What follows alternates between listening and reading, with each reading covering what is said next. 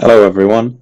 This video we're going to have a different style of filming, as having a sort of a GoPro sort of setup seems to be a lot less labor intensive than filming stuff on a tripod with my iPad or my phone, having to keep my iPad and my phone charged because I've got to use them for my work, and the logistics of all that, versus just having a little thing on your shoulder, turning it on, making sure it's not flat and that it's recording.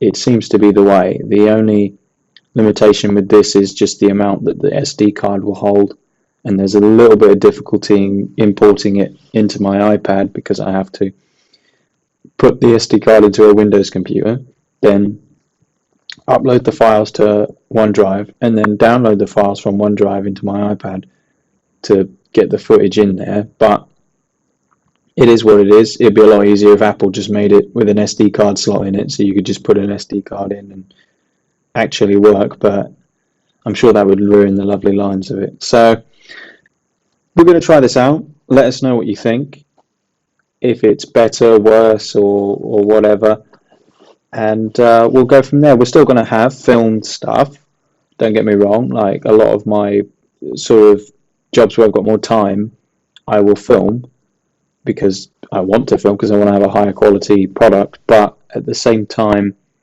a job like this that you're going to see in a minute, there's really, it's very hard to document it, and there's no other way without having like a crew or something with me that you're going to be able to sort of see how I approach this, how I've done it, and all the rest of it. It's nothing special. It's a toilet swap, but it's a toilet swap in a 5-room flat with a shared toilet and basin.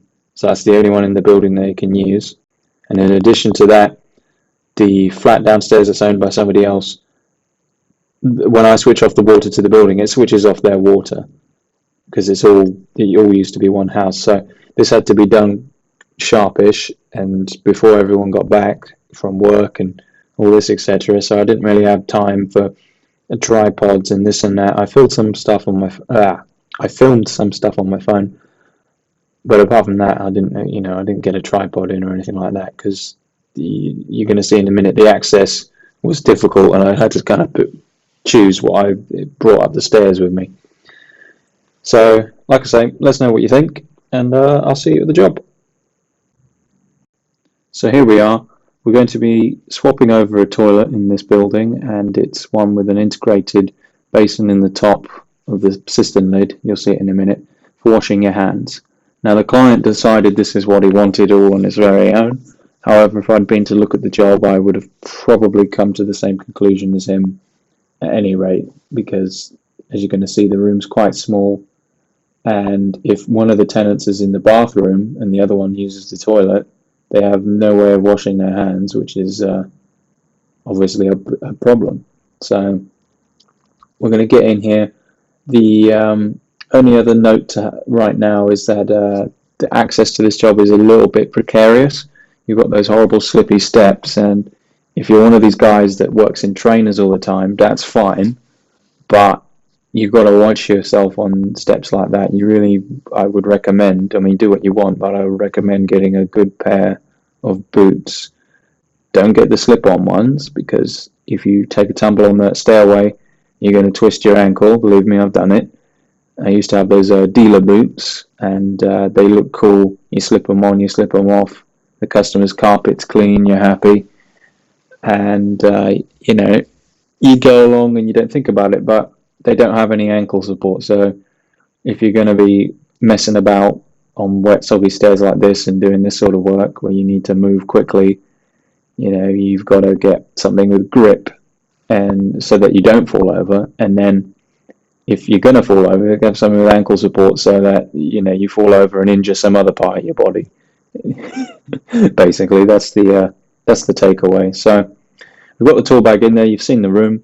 Now I've taken the bath panel off first because I need to run a hot water feed from the hot tap here to the room, obviously, because the basin's going to have a hot and cold tap, and so that means undoing the 90 million drywall screws, getting underneath there and seeing what the deal is, In this property, I think the bath taps were the right way around. I said they weren't on Instagram, but the basin taps are the wrong way around. That's why that was.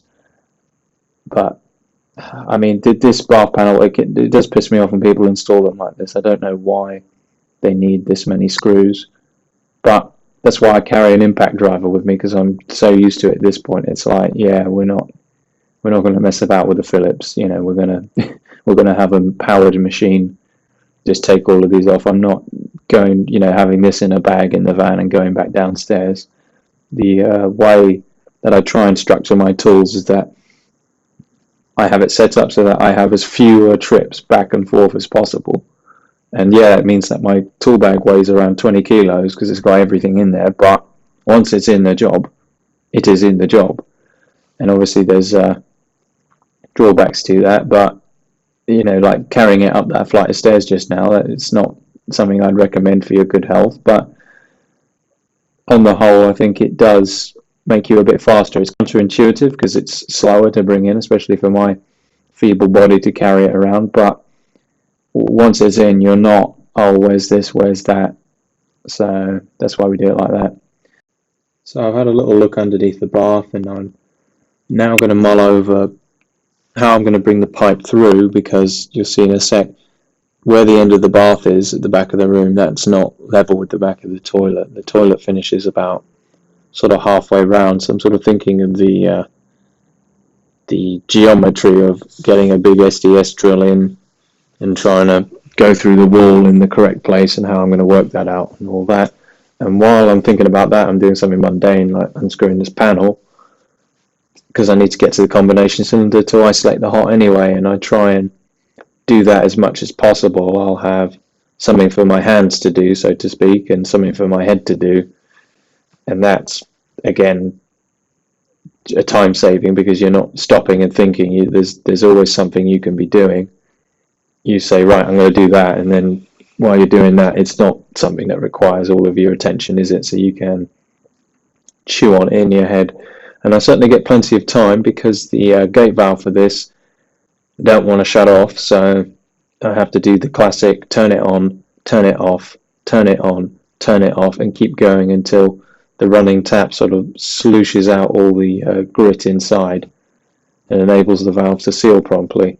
So we get a bit of time for that. So it's something to consider for dealing with gate valves. Generally, I like to replace them with lever valves, but this was a quoted job at a set cost, and it had to be done now. Like, I don't have time to mess about with this, so this was literally the path of least resistance. And again, I'll flag it up to the landlord, but to be fair, I was able to get the hot water off just about, so it is working.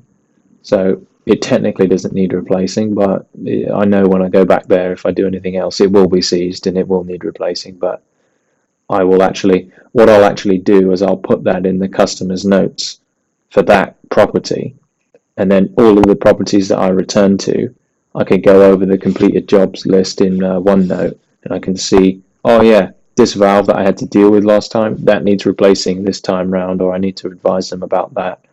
And that makes my job a lot better. Also, to be honest, now that I'm filming a lot of it, you can see it on the videos. I can literally go back and watch when I was working there last time. I can look at what the access is like and all the rest of it. Obviously, it only works for repeat business, but it does, like, once you're sort of in the system, I can, do a bit of advanced planning and use this resource. It's not just to sort of show my work, it's also, I've found now, it's a way of improving my work, if that makes any sense.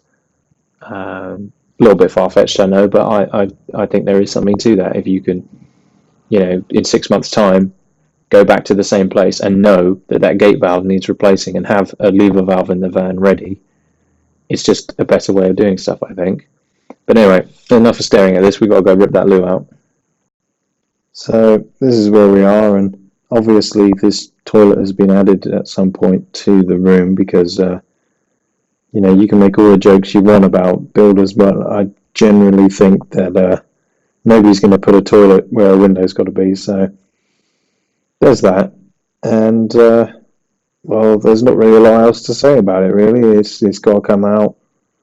You empty the water out, you undo everything, you rip it out in the tidiest and most orderly fashion that you can. Again, I've got pretty much everything on me, on my physical person to do this task. There's a couple of other bits I might need, but I've got the tool bag with me. And when I take this down, I'll then go and grab some other tools, or I should do. I don't know if I actually, I can't remember now, to bring up with me. So it's fluid. There's no wasted trips. There's no empty hands as such, and again, it's a time saving. So with that out of the way, I start the process of running the hot supply for the basin through, and generally for this sort of job I'll run it through in plastic. JG, John Guest, or whatever you want to call it, Speedfit is the one that I have the most experience with, so that's what I tend to use. This year actually I was thinking about going over to the Butline system because that seems to have all of the advantages of plastic but without the disadvantage of having to spend 1,500 quid on a pneumatic gun to press all the fittings into place. They just have a press fitting tool that's like a pair of garden shears that you clamp on, and I think that would sort of address the superstition, let's say, against plastic that I and a lot of other people, especially on Instagram, have. Obviously, everything in copper is very vogue. However, to physically get a piece of copper into this space, as you look at it, I'm going to have to cut it several times and put sockets on and then solder that and then push it through a bit more and do that, and it could be done, and perhaps in the past I was psychotic enough to even do it that way, and then you'd have to space it off the forward clip, so it would mean using the ridiculous amount of screws, all the different sizes I have, Talon clip, lovely jubbly, cut the pipe to length to space it off the floor, push the screw through the clip, the pipe over the screw and clamp it down, and that's a very quick and efficient way of having like an infinite amount of options for spacing things off the walls of the floors, and it doesn't look too bad. Obviously you should really use the spacers that Talon sells and not get silly about how far you're having pipes poking out into space, but that's not what we're talking about. So really for this sort of job, again, plastic's perfectly suitable. We thread it through and tee into the hot underneath the bar, and the advantage with that system is that you can just literally thread the length through and you've only got like 2 points of failure. You've got the fitting where it is in the toilet and you've got the fitting where it tees into the hot. There's no joins or elbows or any of this and that in between, and that's obviously the strength of the system.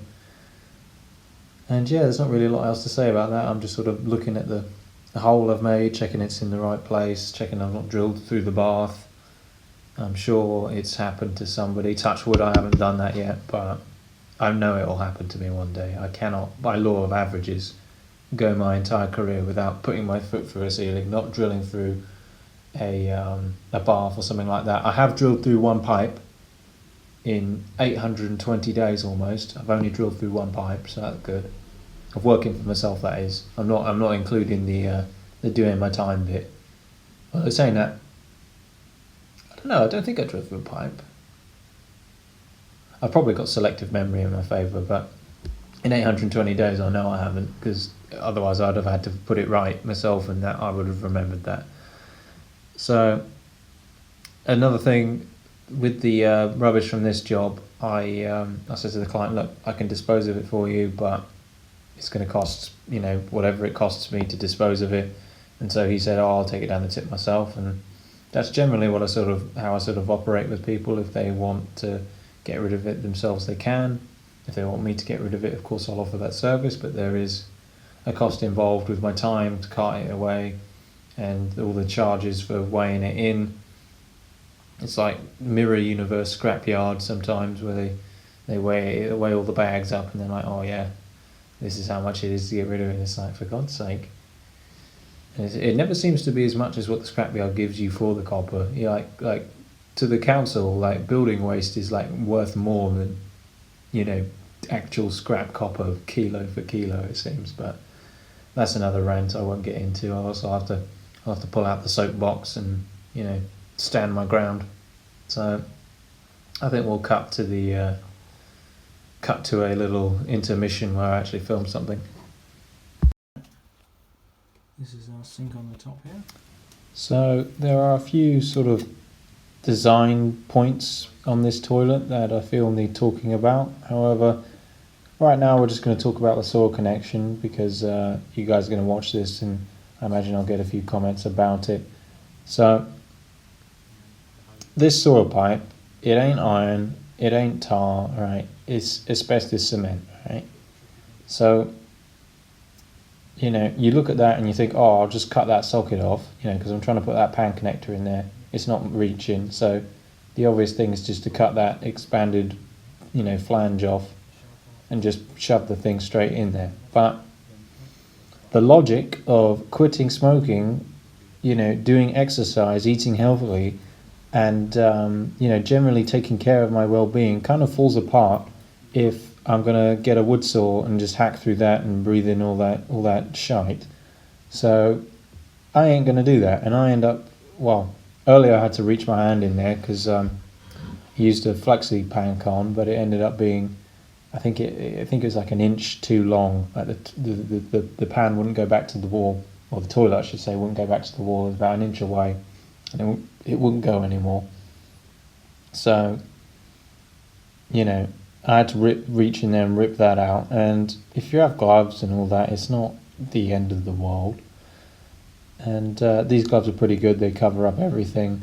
And if I've got a glove with a gap in it or anything like that, I'll just put the latex on as well.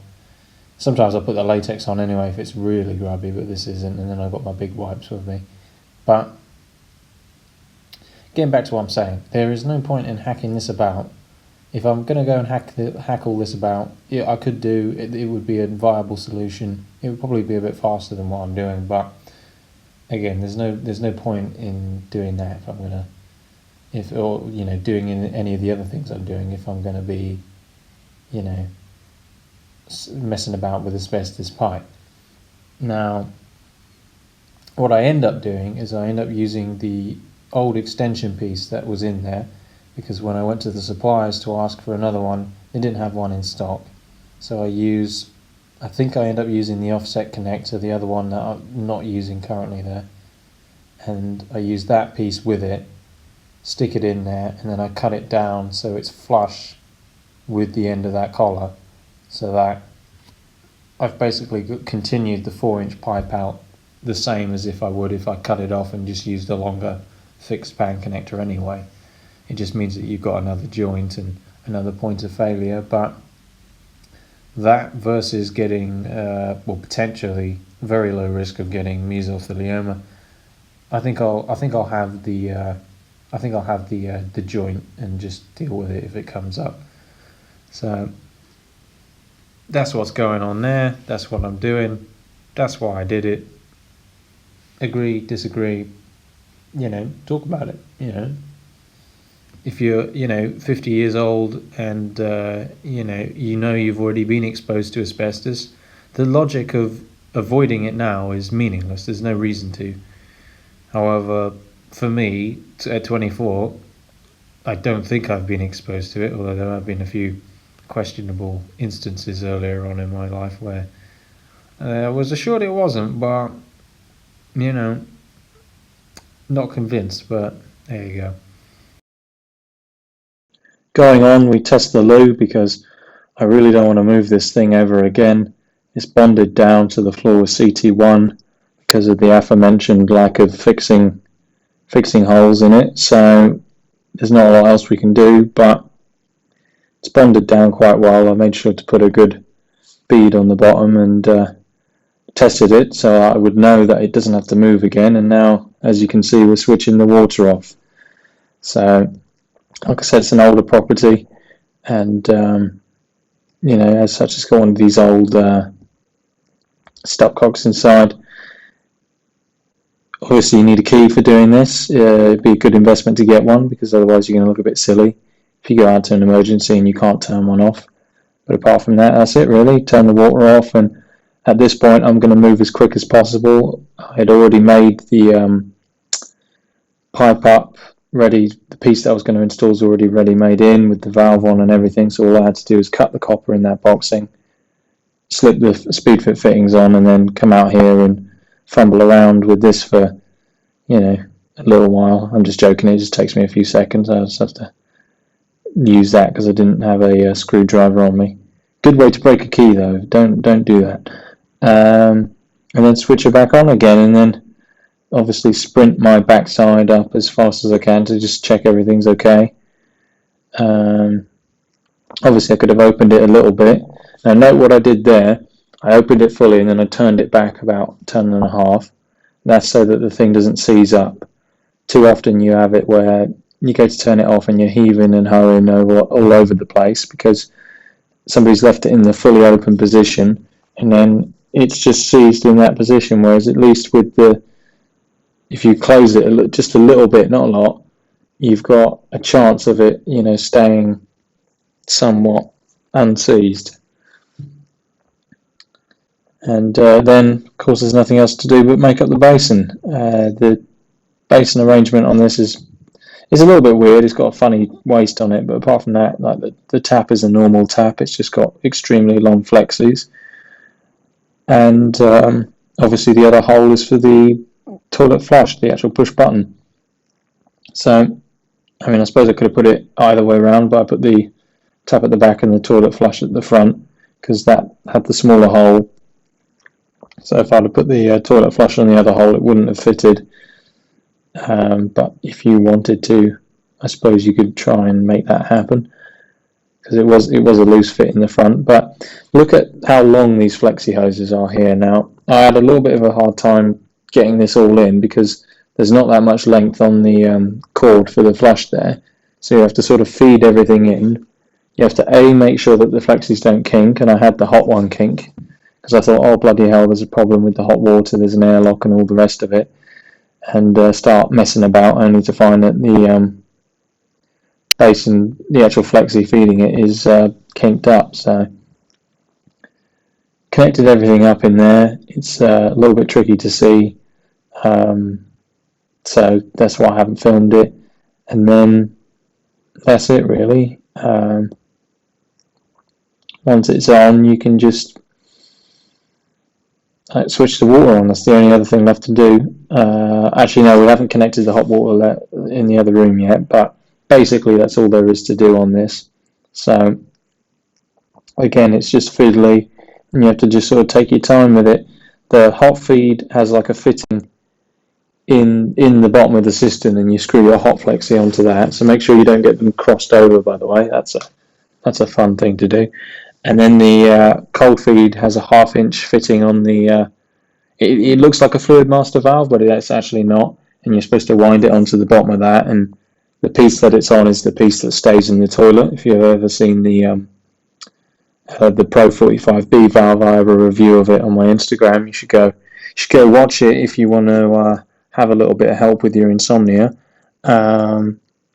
Basically the valve slides apart in two pieces, and I think I'd end up doing that in a second, just sliding the top off just so I can get to the thread underneath. But the thing about that, and I stopped there and had a look at it, it's not actually a Fluid Master, it's like a copy of one. It's sort of like if you go to a foreign country and you buy like a Rolex watch off of the market there. It's not a real Rolex, it's something that's been made to look like it, and that's what that looked like to me. It didn't have any Fluid Master markings on it, so I don't know if the Fluid Masters are actually compatible with it.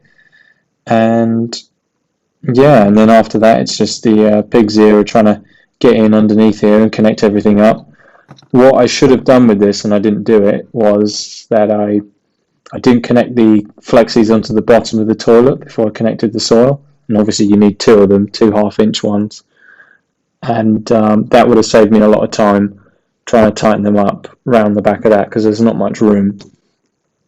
And I thought, oh bloody hell, I'm going to have to go back down those stairs, get to the tap kit, bring that up here, but I was able to do it with just my conventional hand tools, thank Christ. But it's another lesson learned, because you want to try and make everything as easy for yourself as possible.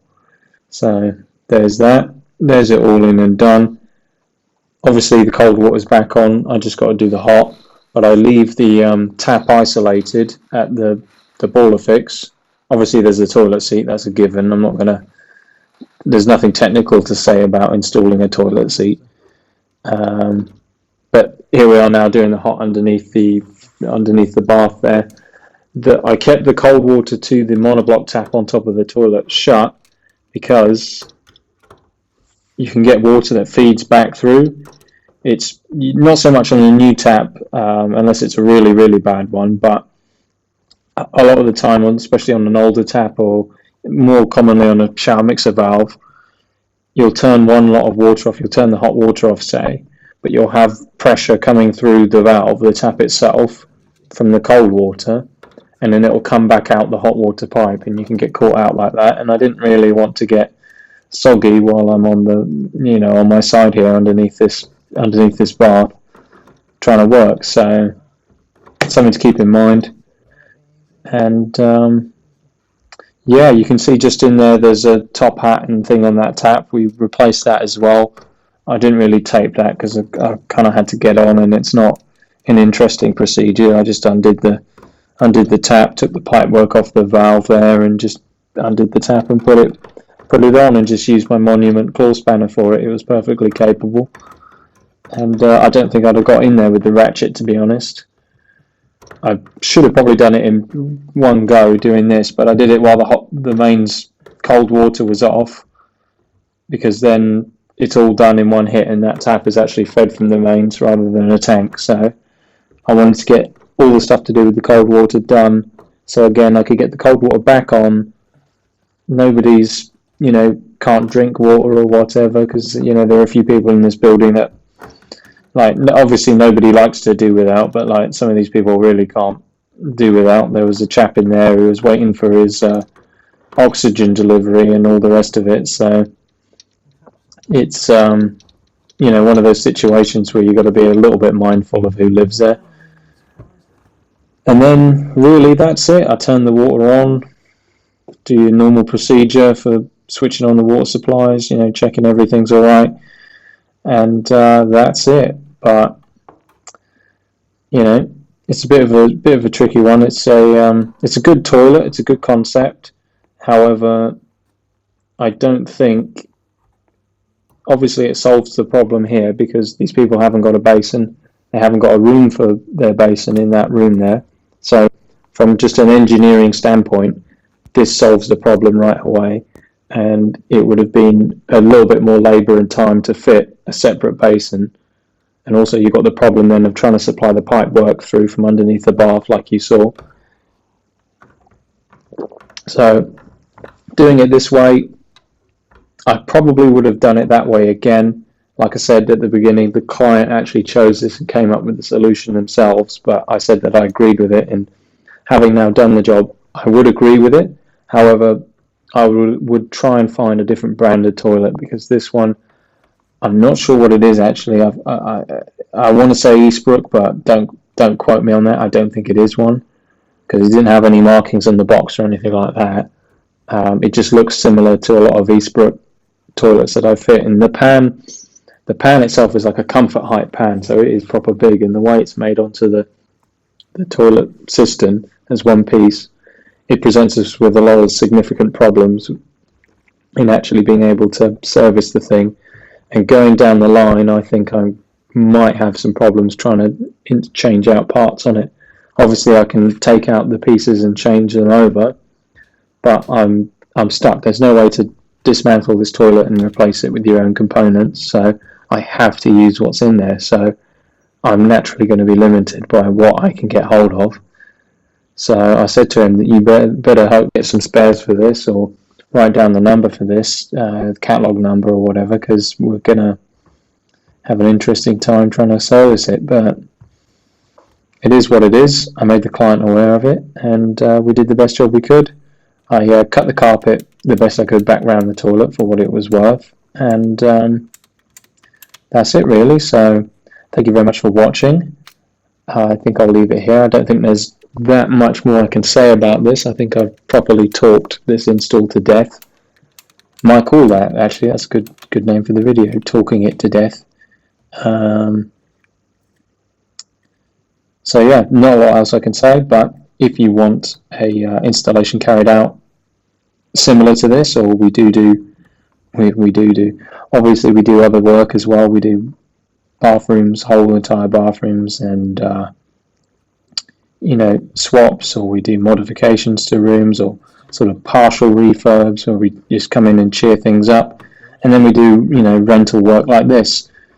And I did suggest to the landlord to brighten up the room while we were doing this, but they made it clear to me that there's not going to be enough time realistically with the people living here, that they're not going anywhere. There's nowhere for them to go, so we kind of needed this done now. But the room could still do with a bit of brightening up, but perhaps he'll do it after I'm gone. I don't know. I don't try and get too involved in the politics of the job. I just try and make suggestions that will help the end user, even if it isn't the client necessarily, but help the end user, have a bit of a better product. So there we are.